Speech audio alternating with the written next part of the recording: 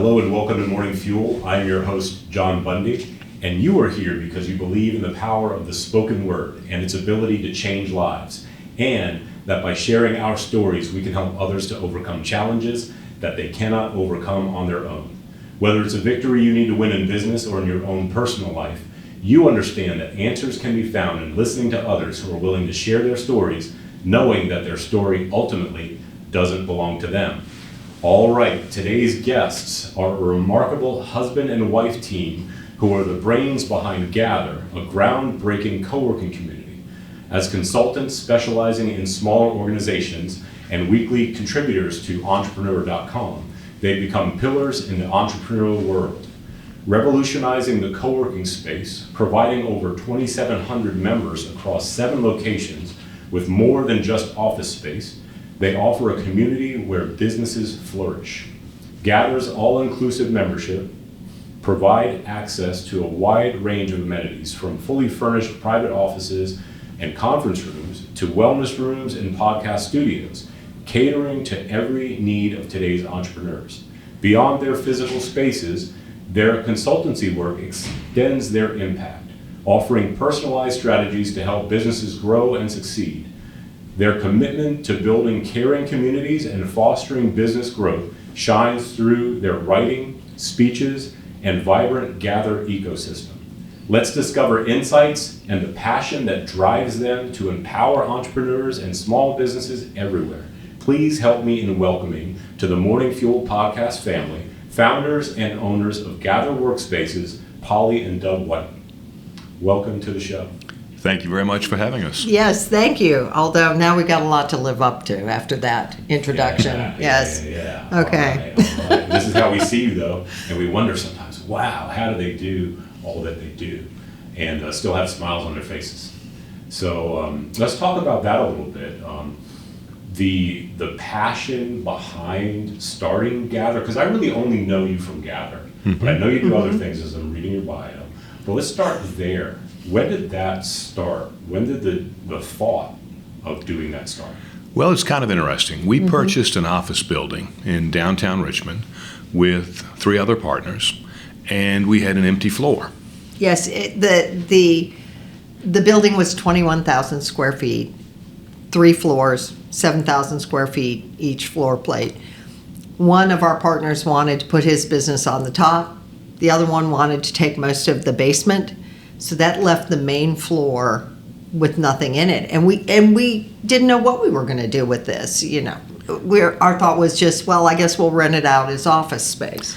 As luck would have it, Polly and I were with the Richmond Chamber of Commerce, Chamber RVA, in Denver on what we call an inner city visit. We were on the entrepreneurial track and happened to visit a place called Galvanize. Right, and Galvanize was a brand new co-working space in Denver. This whole idea of co-working was just getting started in the really big cities. And we walked around that space on the tour and we thought, wow, we could not only do this in our space, but Richmond needs this. Our little city of Richmond needs co-working because it really didn't exist there. That's right. So Polly took a few pictures. We were there for about 45 minutes. As it happened, it was Cinco de Mayo weekend, and we had planned to spend that in Denver, and we did.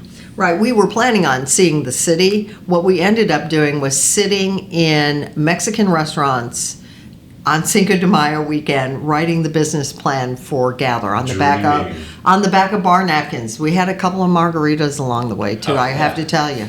And as I said, we were in Galvanize for about 45 minutes, and we came back and showed our business partners the pictures and what we were thinking, and they said, "Yeah, let's do it."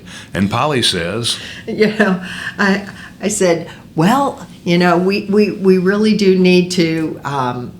Find people to run it, and there was just so much thought that had to go into it after that. Well, and she says with 45 minutes of market research, Gather was born. Yeah, that's normally something that Doug likes to say. Now, when was this? When was this? Well, it was May of 2013. Wow. So we got together with our partners. We took our business plan, and as anybody who has ever written a business plan and then tried to execute, you know that it never turns out the way that you wrote it down or envisioned it. But we opened our first location April 1st of 2014. And unfortunately, I have to confess that we got it all wrong. We did. Oh, okay. Because we didn't understand about density. We didn't understand about the mix of open co-working space to offices. We didn't understand that it was important to get the maximum number of people that you could into an office. We didn't have a staffing plan. No. We didn't have anything. You just had space. We did, and we were building it out.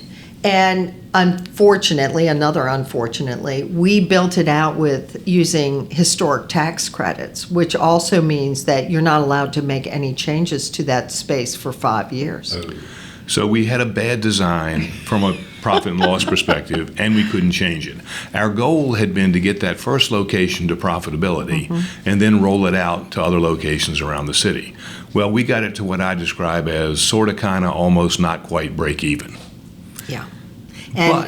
But we also knew that if we could just make a few changes, if we could, with our next location, change the way the offices were laid out, if we could change the conference room, the number of conference rooms in the mix there, if we could make a smaller co-working area and a larger office area. I mean, we just knew that if we could make certain changes from what we learned from the mistakes made in the first space, because that's where you learn. And you couldn't make any of these changes with the first space No. for 5 years. Right, for 5 years. Wow. Exactly. Right. And what we say is every time we build a new gather, we learn something.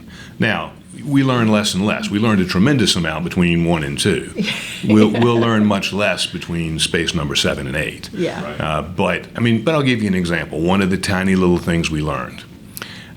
We designed Short Pump, is our third location, with a location for coffee machines and a cream refrigerator right below it, which makes total sense.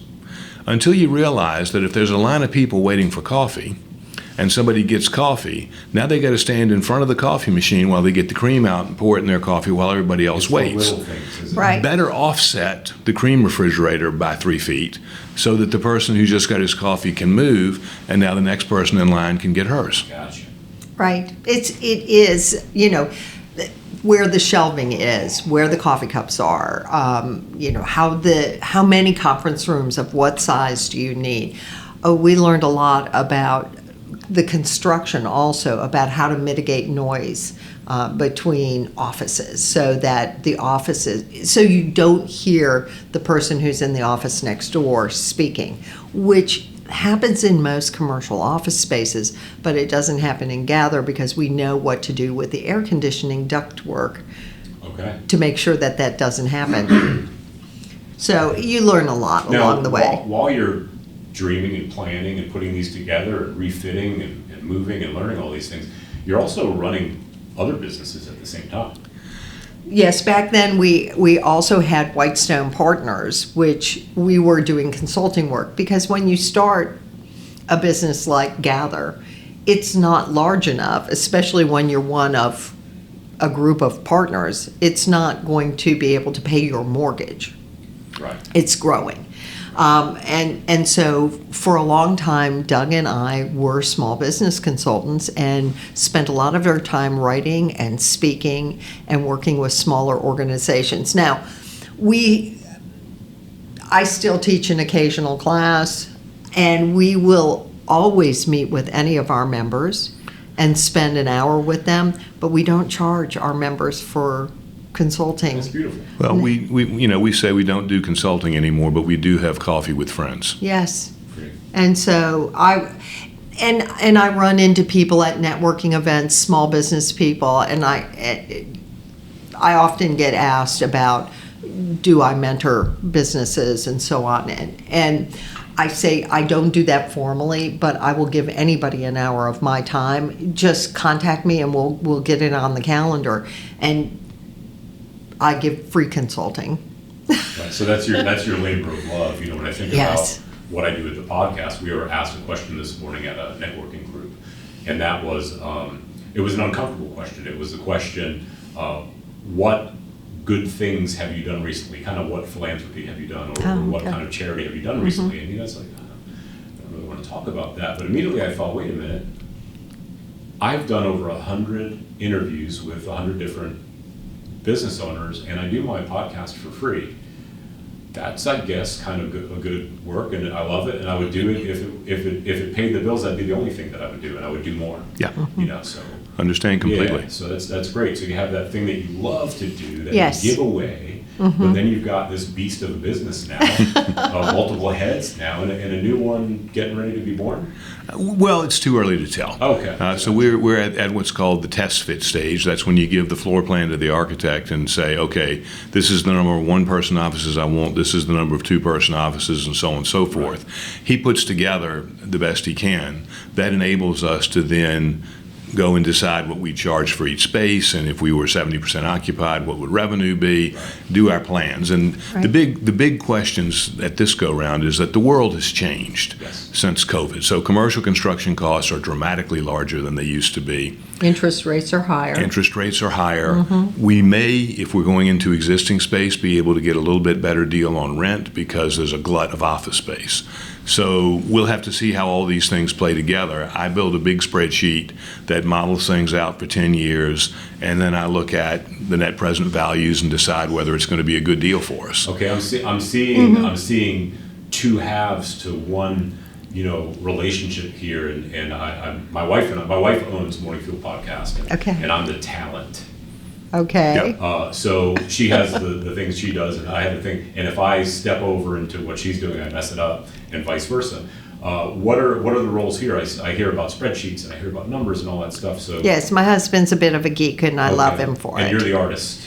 I am the people person. Okay. So, but not that I can do numbers, and he certainly is wonderful with folks, but we tend to let him play around with spreadsheets a lot more because he just adores the math and figuring out exactly how to look at things through the numbers to make sure that life is going to happen as we'd like it to. And then I spend a lot of my time I run operations for Gather, so all the people pretty much report to me, and ultimately. Sure. And I do all the hiring and the HR still. My career before we started working as together, I had my own HR consulting firm. Okay. And then before that, I was the head of HR for some larger Gotcha. companies. Gotcha, So, gotcha. Now, I remember when I first became a member here. I first visited at the grand opening, so 2019. Oh, wow. And I was gobsmacked. I was like, I love just the look, industrial and the glass and all that stuff. And then once I joined, I started discovering new amenities. Like, oh, they do that too? Oh, wait a minute. Oh, I can do this, So one of them is the availability of conference rooms, and I can say, hey, why don't you come to my podcast studio in Richmond?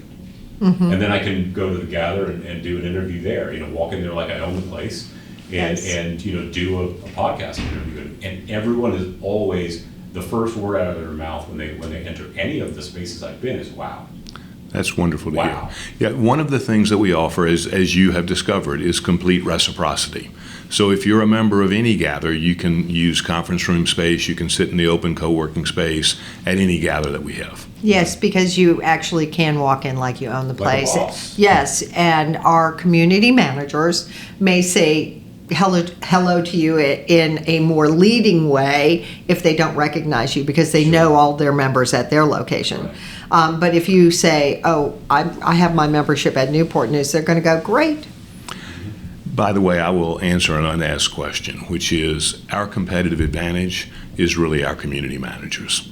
The space is cool, and we work hard to design really cool space that's functional and works for our members.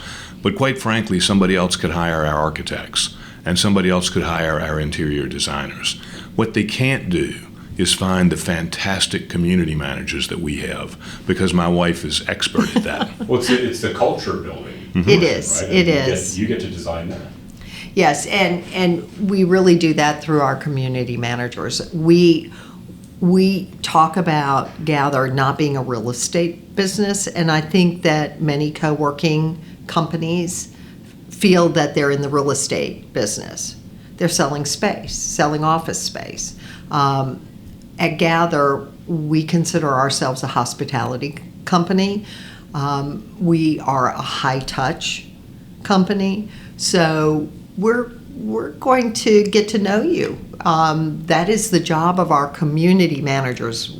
We don't call them receptionists or administrative office managers or anything like that. They are community managers because their job is to get to know our members and their businesses so that they can connect you with other members and other businesses and be there for you to help you. And to build caring communities. Yes, Right. yes, that's what we call them.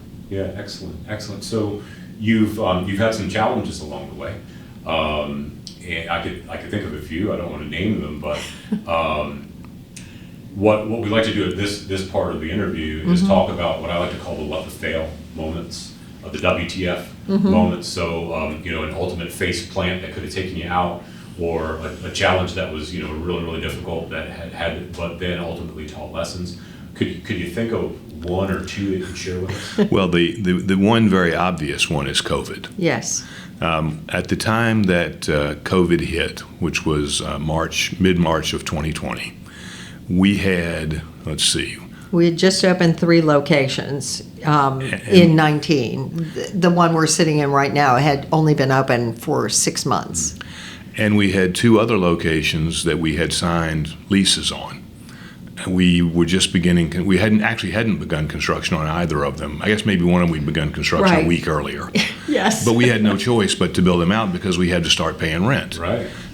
And our membership went south in a big hurry. As you can imagine, when you're told stay at home, isolate, going to a shared workspace is not something that people want to do. Right. I often say we went from having the best name in the co-working industry to having the worst name for any business ever, Gather, during Everyone COVID. was- Yes, stay apart.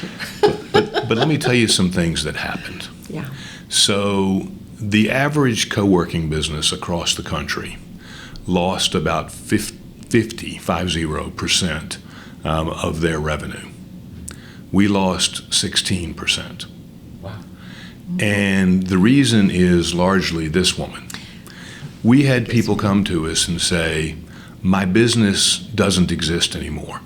I understand that I've got 9 months left on my agreement, but I don't have any revenue at all. I can't afford to pay this. And Polly would say something like, okay, well, let's talk about how you could pivot your business. She went back into I consulting did. mode. I became a consultant again. We had a couple hundred of our members reach out to us in those first 3 months of COVID, asking for help, asking for concessions. People had gotten fired. I was trying to find people jobs because people had gotten fired, but they had a membership with us because back when they were employed, they had needed an office. Now they had no job because their company let them go because of COVID. So, It was harsh. So Polly would work with people to try and figure out what options there were. How could they pivot their business to something that they could maybe do online? And then instead of saying, okay, we'll let you out of your membership, she said, tell you what, we're going to pause your membership for 2 months while you pivot.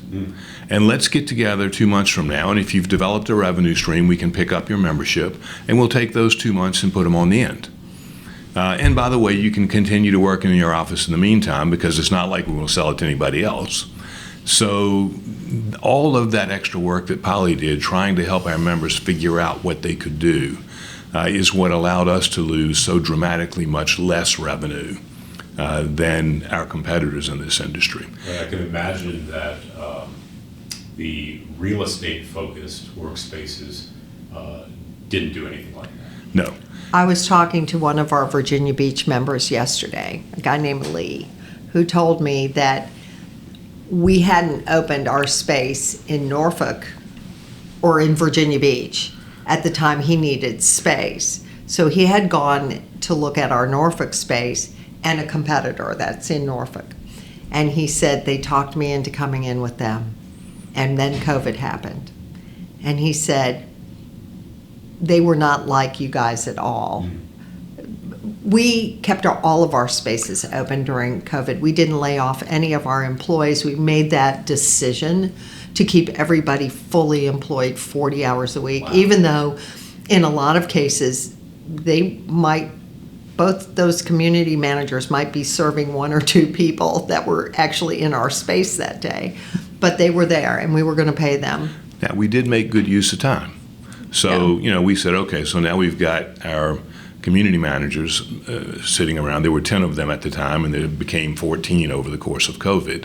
And you can only scrub tables so many times. So what can we do? And we decided to focus on the sales process. Right, and that turned out to actually increase our close rate by more than 10%. So you were growing during COVID? Well, we did after the first few months. We lost the 16%, as I said. Well, let me just finish with Lee. Lee told me that the other co-working spaces would not let him have any guests come in. And so since that's what he did, was serve people in his office and meet with people, he said his office became completely useless to him because of their protocols. We still allowed people to come in, but anyway, going back to what you were saying, I just wanted to finish up my story. No, that's fine. So we focused on improving our sales process. We trained our people. We had them train us, in other words, teach us what they had learned. We role played. We had them give tours, etc. And as a result of that, our close rate went from 40%, which is what it was pre-COVID, to 60%, which is what it was after COVID. And having worked in a lot of different industries, and both as a consultant and as an employee or an owner, I can tell you a 60% close rate is really good. And at first I thought, well, maybe this is just a COVID effect, that more people who really weren't serious did interviews before COVID. After COVID, we're only getting the people that are really serious, but it's continued. It has. Our close rate has stayed at 60% since then. Right, which I think is pretty good in the industry, is what we've found out. There is a little bit of industry data now. When we first started this 10 years ago, we were the newbies on the block, but there are lots of co-working spaces now. Yeah, it's fantastic. So I may have shared this with you a while back, maybe not, but 2019 July. When did this gather open? September. September. Okay.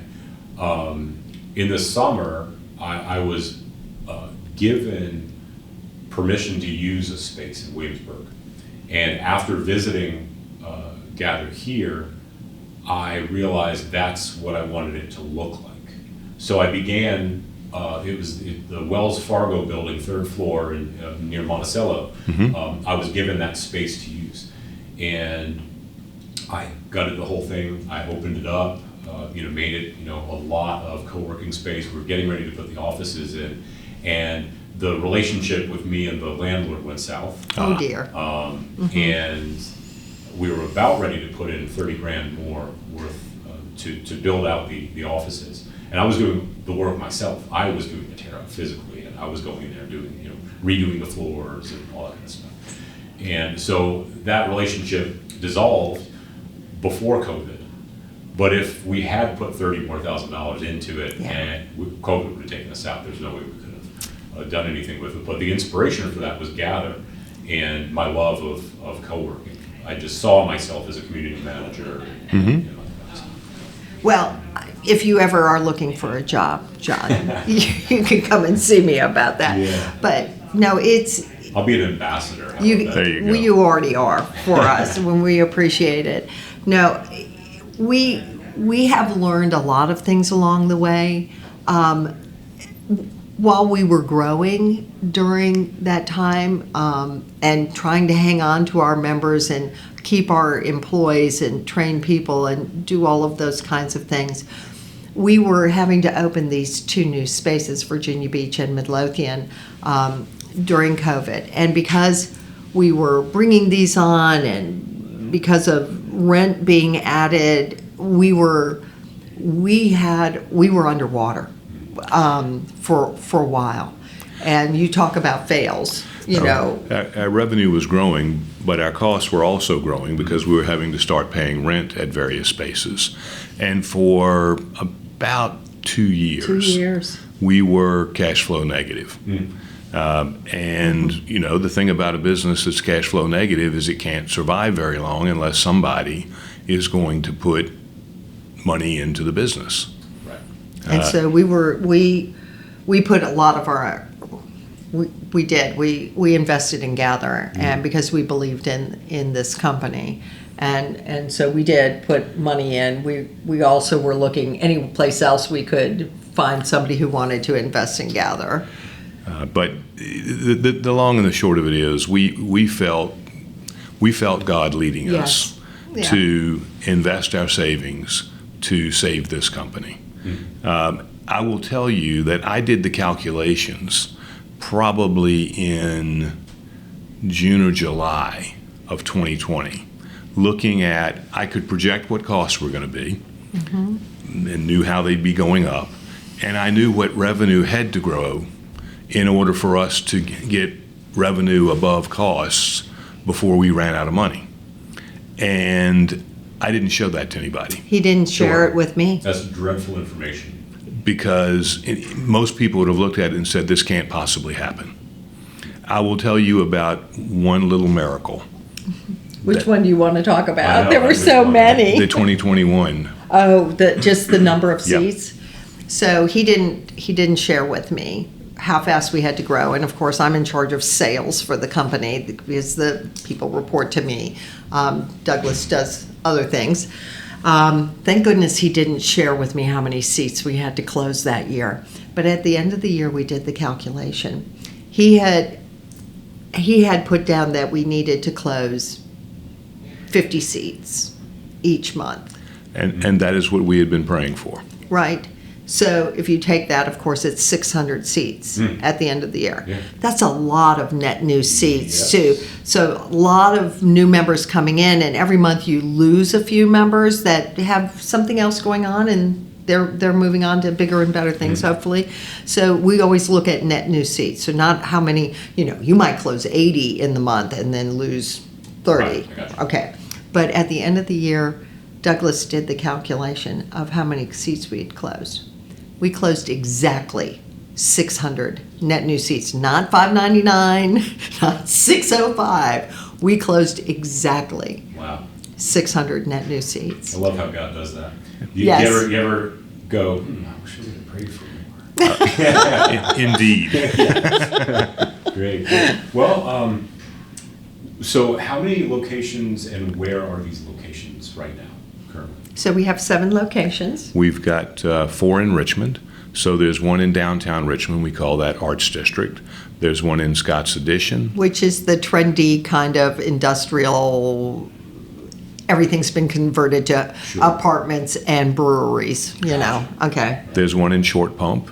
And there's one in Midlothian. So that's the 4 in Richmond. Then we have 3 in Hampton Roads. Right, there's Virginia Beach at the town center, downtown Norfolk, right in the heart of downtown 16th Norfolk. floor? 15th and Fifth. Oh, that's 16th right, floor. that's right. We have the top 2 floors of a high-rise there with panoramic views of the Elizabeth River. And then, of course, lovely Newport News, where we are today. And did you mention Virginia Beach? I did, Okay. started with Virginia Beach. Yeah, I've been to all except for, I believe, the Scott's Edition. Okay. That is our oldest location right I now. look forward to visiting. And it is quaint. It's Well, and fortunately for us, the original location that we opened, we were able to close down. When we opened up the downtown location, the Arts District location, it was only about 3 blocks away, and our partners needed more space, so they were willing to let us out of the lease. Gotcha. right. So we migrated folks. Very cool. That was Well, good. Before I ask my last question, Okay. How do folks reach out to you? How do they best get in contact with you, get involved with Gather or your consulting?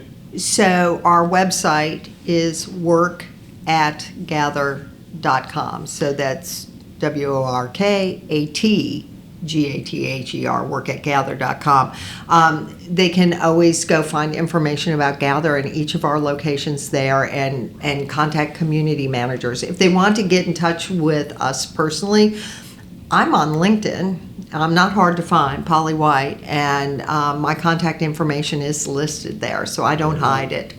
Nice. And, and quite frankly, if you just go Google Doug and Polly, Yes. you will find us. Don't do Polly and Doug, you won't find anything. No. But if you go Doug Okay. and Polly, That's our Very brand. traditional. Well, it's Doug and Polly, and you will find the articles that we have written for Entrepreneur and for Richmond Times Dispatch and for other publications along the way, and you can read a lot of our thoughts on business. The Doug and Polly Library. It is. indeed, there is. There's several hundred articles out Very there. cool. Very cool. Cool. Well, last question. Sure. Doug and Polly, what do you, as human beings, as business owners, what do you need most right now? Wow.